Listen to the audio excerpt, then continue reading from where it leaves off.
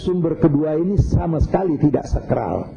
Jadi kalau ada orang bilang, oh pandangan Imam Ghazali bilang begini, itu bisa mengandung kekeliruan.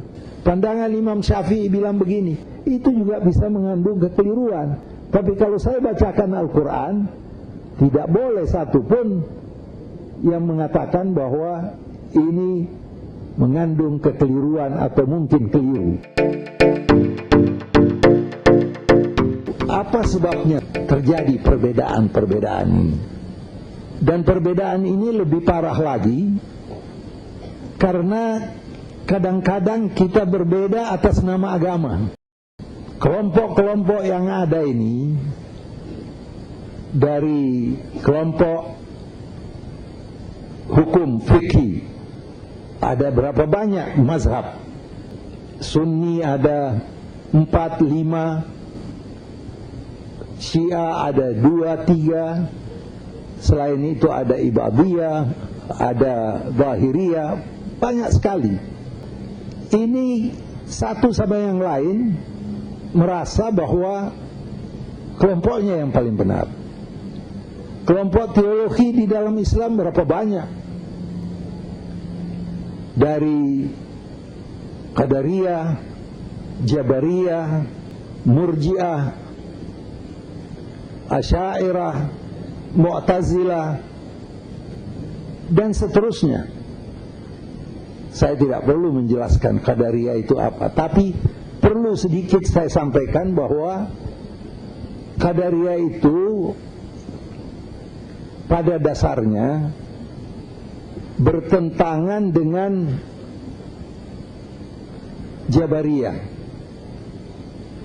Jabariyah artinya apa? Pandangan teologi ini artinya manusia tidak mempunyai hak untuk menentukan pekerjaannya atau kelakuannya.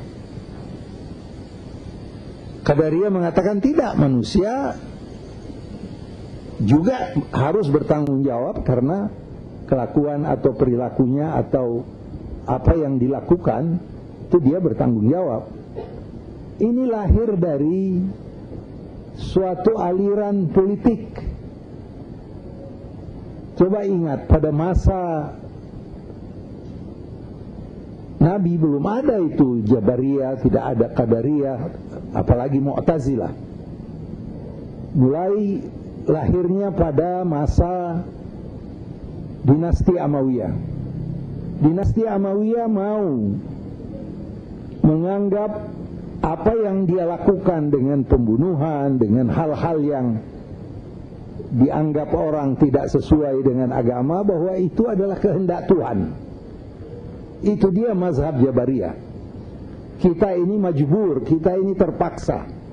Kita sebenarnya nggak mau membunuh, tapi Tuhan bilang dia yang menentukan, jadi kita membunuh. Untuk apa? Melangsungkan dinastinya. Lahir seorang tokoh yang namanya Hasan al-Basri dan menyanggah hal itu. Dia bilang tidak bisa, perbuatan yang jelek itu bukan dari Tuhan. Dari itu pada masa dinasti Amawiyah, Hasan al-Basri, tokoh tasawuf, itu menghilang dari peredaran. Dia bersembunyi karena khawatir dia sampai ditangkap. Setelah jadi mulai ada mazhab yang sebenarnya tidak sesuai dengan apa yang ada di dalam Al-Quran. Karena di dalam Al-Quran sama sekali tidak dinyatakan bahwa semua itu adalah kehendak Tuhan. Betul ada ayat-ayat yang bisa dijadikan dasar dan menggunakan ayat-ayat tersebut, di antaranya ayat yang berbunyi huwa khalaqakum wa ma ta'malun. Tuhan menciptakan kamu dan apa pekerjaanmu, apa perilakumu. Jadi seakan-akan manusia tidak mempunyai pilihan. Nah, ini saya ingin garis bawahi bahwa mazhab-mazhab ini adalah suatu school of thought atau aliran yang lahir dari perjalanan politik. Setelah dinasti Muawiyah tumbang, datang dinasti Abbasiyah. Dinasti Abbasiyah mempunyai pandangan yang berbeda dengan pandangan Umayyah, dan dia menggunakan mazhab Mu'tazilah. Mu'tazilah yang sangat rasional, yang menganggap bahwa manusia bertanggung jawab terhadap apa yang dia lakukan, dan lebih jauh lagi Mu'tazilah mengatakan bahwa Tuhan adalah yang maha kuasa, yang tidak mungkin menzalimi hambanya, dan wajib bagi Tuhan untuk berlaku adil terhadap hambanya. Ini juga lalu ditentang oleh Asy'ariyah yang mayoritas Sunni sekarang, yang menganggap bahwa pekerjaan yang baik dari Tuhan, pekerjaan yang jelek Tuhan tidak kehendaki, tetapi itu adalah ulah manusia. Jadi apa yang saya ingin sampaikan itu dari segi pandangan teologi. Sama juga dengan pandangan hukum. Imam Syafi'i yang mayoritas umat Islam di Indonesia menganggap imamnya, mempunyai dua pandangan dalam mazhabnya. Waktu beliau di Irak berbeda dengan pandangannya waktu dia sudah berada di Mesir. Apa artinya? Bahwa pandangan-pandangan ulama ini bukanlah suatu hal yang sakral. Tidak bisa kita lalu katakan bahwa Imam Syafi'i bilang begini berarti itu adalah pandangan Islam yang paling benar. Pandangan Islam bisa berbeda-beda selama prinsipnya sama, satu, Al-Quran. Dari itu Imam Ali bin Abi Thalib mengatakan bahwa Quran ini hammalun lil wujuh, sangat bervariasi, banyak pandangan yang lahir daripada penafsiran Al-Quran. Tetapi justru kita harus yakini bahwa apapun yang berbeda satu dengan yang lain, mari kita berusaha mengambil cantolannya daripada Al-Quran dan Sunnah Rasulullah. Hari ini umpamanya kita mengalami, umat Islam mengalami suatu kemunduran dengan lahirnya ISIS yang membunuh orang yang tidak sejalan dengan dia walaupun dia muslim. Ini adalah hal yang pernah terjadi pada masa Khalifah keempat. Khawarij menganggap bahwa orang yang dosa besar itu harus dibunuh.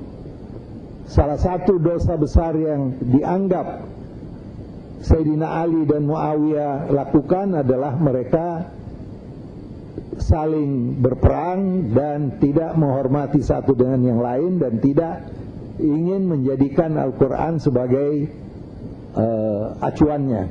Lalu Khawarij keluar dari pasukan Ali bin Abi Thalib dan memerangi kedua ini dan membunuh Sayyidina Ali, tetapi Muawiyah lolos dari pembunuhan.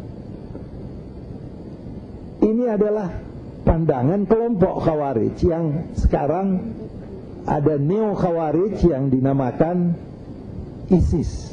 Coba lihat ISIS itu. Umat Islam yang lain daripada pandangannya dia bunuh. Umat Kristiani yang ada di hadapannya dia habisi. Ini sama sekali tidak sejalan dengan Al-Quran dan hadis Nabi. Ini adalah pandangan seorang yang merasa bahwa dia mengetahui isi Al-Quran. Dan demikianlah sekian banyak mazhab-mazhab yang ada, itu semuanya yang kita bisa namakan sebagai secondary source, sumber kedua. Dan sumber kedua ini sama sekali tidak sakral. Jadi kalau ada orang bilang, oh pandangan Imam Ghazali bilang begini, itu bisa mengandung kekeliruan. Pandangan Imam Syafi'i bilang begini, itu juga bisa mengandung kekeliruan. Tapi kalau saya bacakan Al-Quran, tidak boleh satupun yang mengatakan bahwa ini mengandung kekeliruan atau mungkin keliru. Karena Al-Quran dan Sunnah Nabi sakral.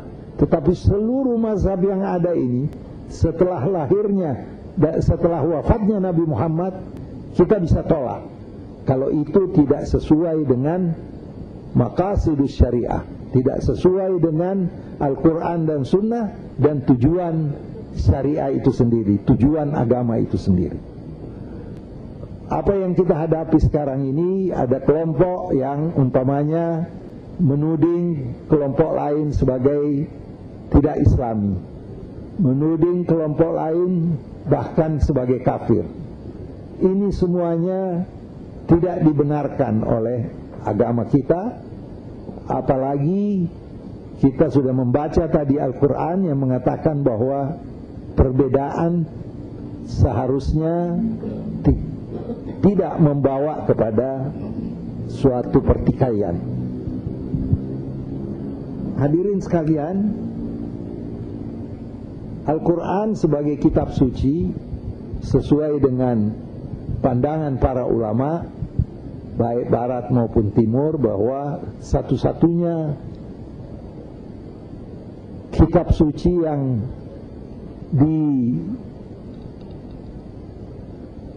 ditafsirkan oleh sekian banyak ahli-ahli tafsir dan ahli-ahli yang mau mengupas apa yang terkandung di dalam Al-Quran. Coba lihat buku-buku tafsir, sekian banyak. Ada yang tafsir yang sifatnya analitik, tahlili, ada yang tafsir yang sifatnya komparatif, muqarin, ada yang tafsir yang titik beratnya adalah kebahasaan, ada tafsir yang ilmi, yang scientific, dan sekian banyak tafsir dan mempunyai pandangan-pandangan yang berbeda.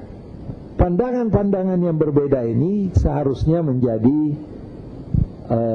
suatu mosaik yang bisa memberikan kepada kita pandangan-pandangan tentang kekayaan kandungan Al-Quran. Tetapi di lain hal menunjukkan bahwa sekian banyak perbedaan-perbedaan di dalam penafsiran Al-Quran.